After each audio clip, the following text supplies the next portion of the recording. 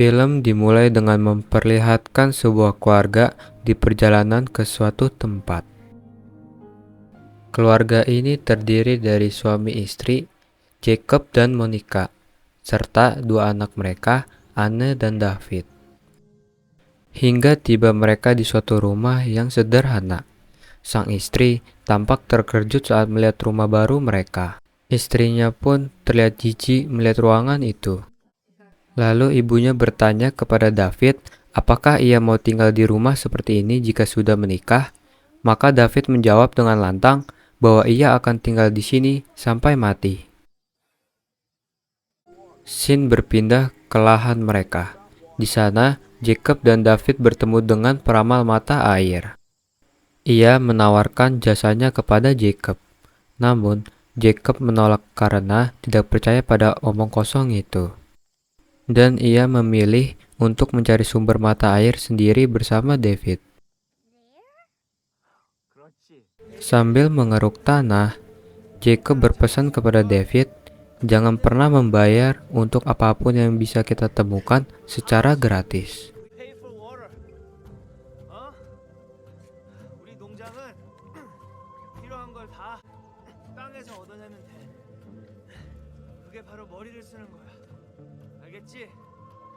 Beberapa hari kemudian, sebuah traktor besar datang diantar oleh Paul. Paul menawarkan jasanya mengemudikan traktor di lahan Jacob. Lalu, Jacob pun menolak. Paul pun berkata, ia akan mendoakan Jacob. Adegan berlanjut, Jacob mengendarai traktor disusur oleh Monica dan anak-anaknya. Di lahan mereka, Monica membuat ayunan. Ia menemani David dan Anne bermain ayunan, dan mereka pun tampak bahagia. Sedangkan Jacob mulai membajak lahannya.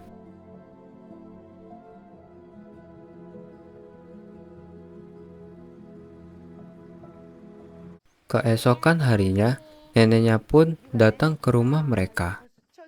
Anne menyambut nenek dengan antusias, sedangkan David bersembunyi di balik badan ibunya. Lalu, Monica memeluk ibunya karena sangat merindukan ibunya itu. Hari bertani selanjutnya dimulai.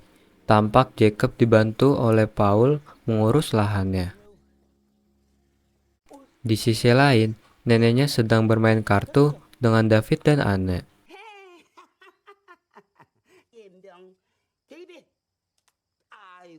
Lalu, mereka pun pergi jalan-jalan. Sepanjang perjalanan, David mengeluh bahwa neneknya tidak seperti nenek sungguhan, karena dia tidak bisa membaca. Mereka pun berjalan masuk ke dalam hutan hingga menemukan anak sungai. Lalu Anne pun berkata bahwa mereka tidak seharusnya di sini karena ada ular. Namun, neneknya tidak mendengarkannya dan berkata bahwa di sana adalah tempat yang cocok untuk menanam minari.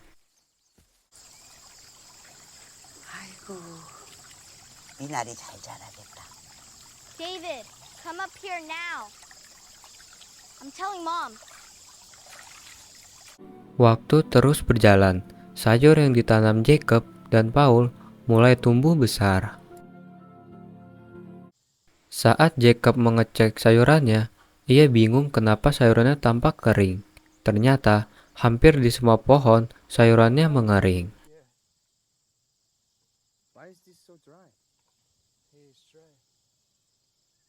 Lalu, mereka mengecek pipa saluran air. Ternyata, pipa air mengering dan tidak ada setetes air pun. Malam harinya, Jacob yang hendak mandi kesulitan membuka bajunya karena tangannya sakit akibat bekerja terlalu berat. Akhirnya ia dimandikan oleh istrinya Monica. Di sana, mereka mengobrol. Monica berkata, ia sudah kehabisan banyak uang. Jacob pun berkata, semua akan baik-baik saja. Jacob pun memegang tangan Monica dan berkata bahwa ia akan mengurus keluarga kecilnya itu. Jika kebunnya gagal panen, Monica boleh pergi kemanapun membawa anak-anak mereka. Monica langsung membisu disertai tatapan yang dingin. Scene berlanjut, terlihat sorot cahaya senter menyinari sumur bor. Itu adalah Jacob. Ia menyambungkan pipa panjang ke sumur itu. Sepertinya dia menyambungkan pipa air sumur ke sumur kebunnya. Keesokan paginya di kebun Jacob, Paul memuji-muji tanah kebunnya itu karena semua hasilnya sangat indah. Paul, yeah. Good job. Very good job. Good job. Good job. Okay, that's. 예.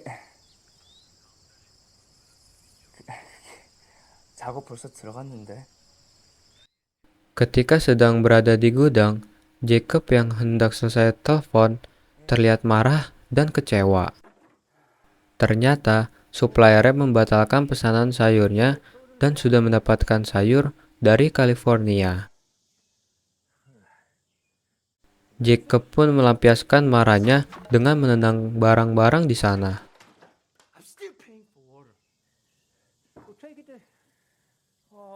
Di sisi lain, David dan nenek pergi ke anak sungai waktu itu. Ternyata Minari tumbuh dengan sangat subur. Nenek pun memetik Minari itu dan bertanya kepada David, apakah ia belum pernah makan Minari? Nenek pun mulai menceritakan bahwa Minari rasanya sangat enak. Lalu mereka pun menyanyikan lagu Minari bersama.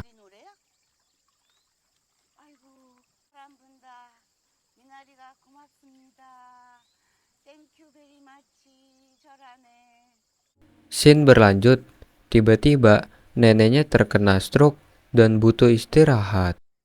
푹 쉬셔야 된대. 왜 그런 건데요? 엄마 잘못이야. 엄마가 이기적이라서 이렇게 된 거야. 엄마, 할머니 괜찮을 거예요. Singkat cerita, mereka pun pergi. Sementara nenek yang sakit tinggal di rumah.